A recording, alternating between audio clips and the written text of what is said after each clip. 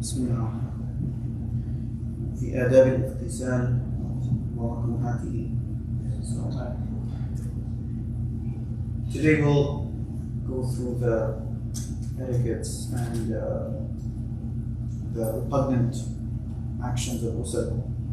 وآداب الاغتسال هي آداب الوضوء إلا أنه لا يستقبل القبلة لأنه يكون غالبا مع كشف العورة ويكره فيه ما يكره في الوضوء. So very simply put, the etiquettes of the ghusl, they're the same as wudu. So the etiquettes that a person must observe, which we went over a few chapters back, those same etiquettes will be observed when taking ghusl. The only exception when it comes to ghusl is that because one is in a condition where there is no clothing, so one will not face the qibla. One will not face the qibla. It is from the adab that when we perform the wudu, one should face the qibla. That is the only exception. But all other adab, all other etiquettes, they will be observed. وَيُكْرَى فِي مَا يُكْرَهُ فِي الْوُضُوءِ. And whatever is makruh, whatever is disliked, whatever is repugnant in wudu, then those things would be applicable to the ghusl as well. Those things would be applicable to the ghusl as well. Moving forward, فصل فيما يسن له الاغتسال. يسن الاغتسال لأربعة أشياء: صلاة الجمعة وصلاة العيدين والإحرام والحاج بعرفة بعد الزوال. Okay. So now you have when exactly is the sunnah, when exactly is ghusl sunnah and recommended, and then you have occasions. You have certain occasions when ghusl is considered as sunnah, meaning there is great reward if a person does ghusl on those days. So the first is for the prayer of Jumu'ah. So Friday prayer, because this is considered a very virtuous day for Muslims. The Prophet ﷺ mentions in hadith that Friday is the greatest of days. So we should attempt and try to do ghusl on the day of Friday. Once upon a time, it was wajib, it was obligatory. Later on, the Prophet ﷺ, he said that it is no longer obligatory, it is now mustahab. It is now mustahab. It was obligatory at that time because people, they would be working outside in the fields, they would become sweaty, they would become dirty, and then they would come to the masjid and offer salat in that condition.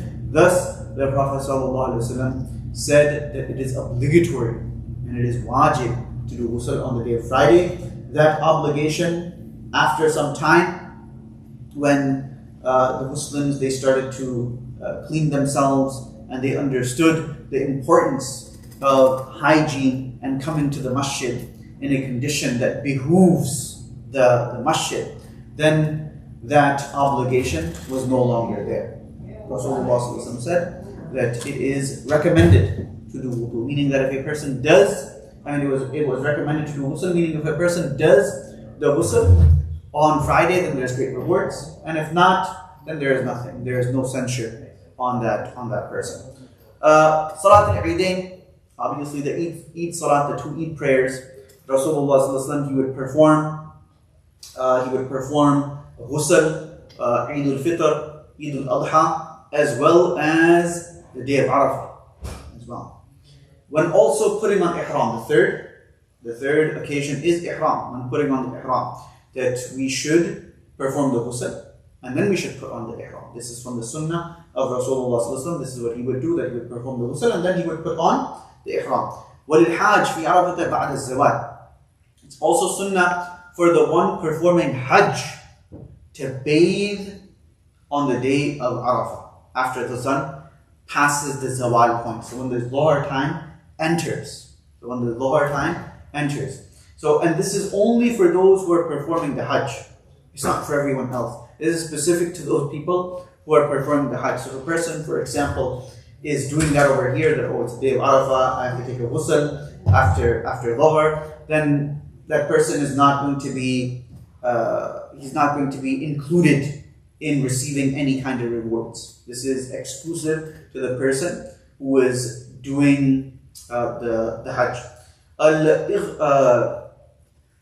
Al-Ightisal fima yundab lahu al-Ightisal. Okay, so this chapter, it deals with when it's recommended to do ghusl, when it is advisable to do ghusl. وَيُندَبُ الْإِغْتِسَالِ فِي سِتَّةَ عَشَرَ شَيْئًا. So doing ghusl is recommended in 16 occasions. Okay. So liman aslama tahira.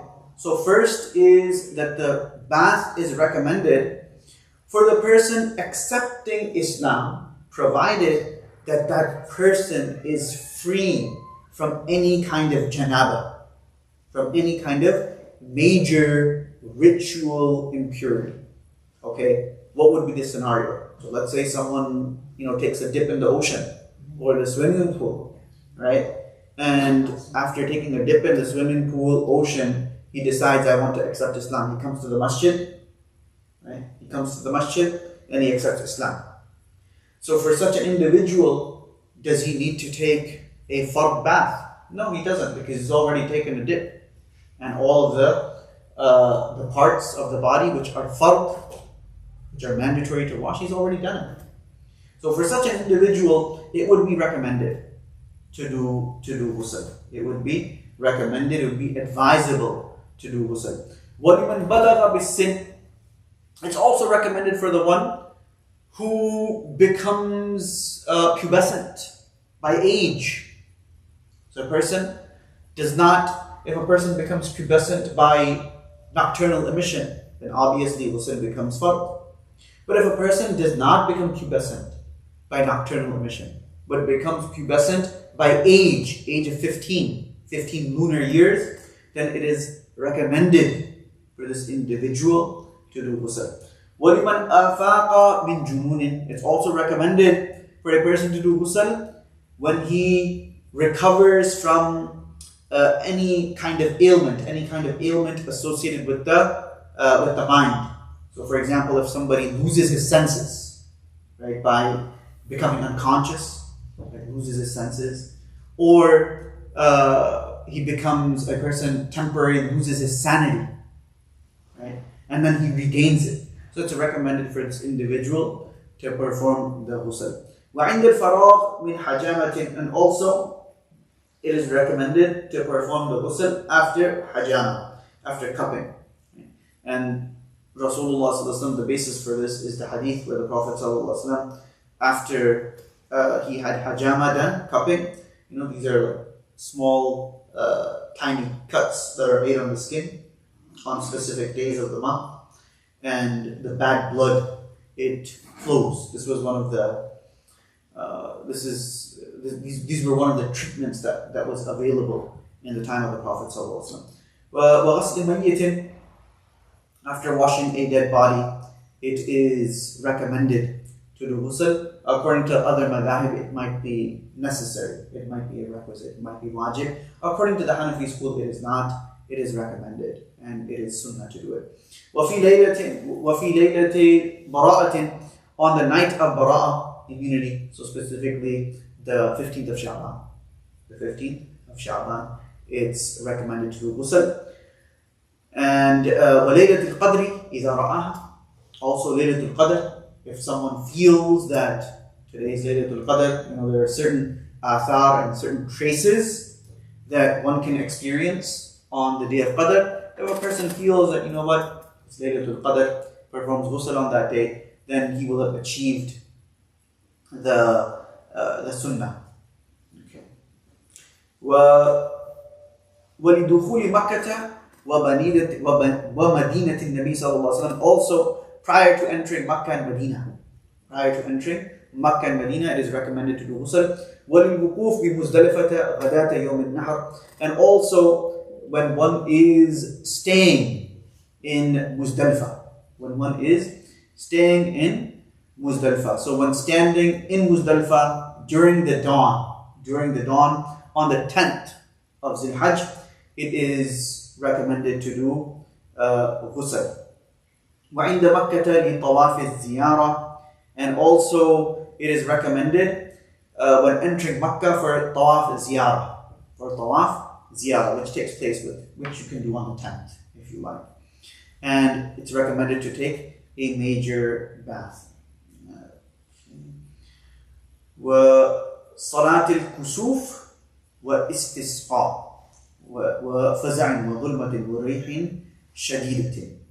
Okay, that concludes the chapter. So the last, Salat al-Kusuf, when there is an eclipse, either a solar eclipse or lunar eclipse, it's desirable and a recommended practice to perform the ghusl. Wa istisqa, when seeking rain, right?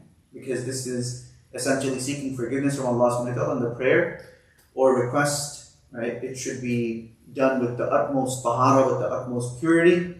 وَالصَّلَاةُ مِنْ فَزِعٍ وَظُلْمَةٍ وَرِيحٍ شَدِيدٍ. And it's also recommended and advisable for a person for the prayer arising from any kind of fear, overwhelming darkness, strong wind, that one should perform the ghusl and beseech Allah subhanahu wa ta'ala, make dua to Allah subhanahu wa ta'ala to change the circumstances.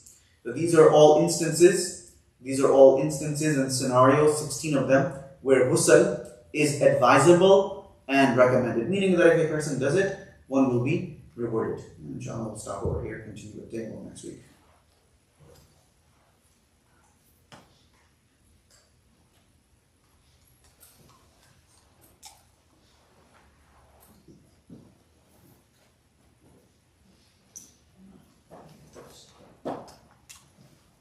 Will you do also on the day of Istisqa? Yes.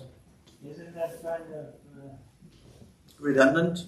no, like Istisqa, you're asking Allah subhanahu wa ta'ala for what? rain?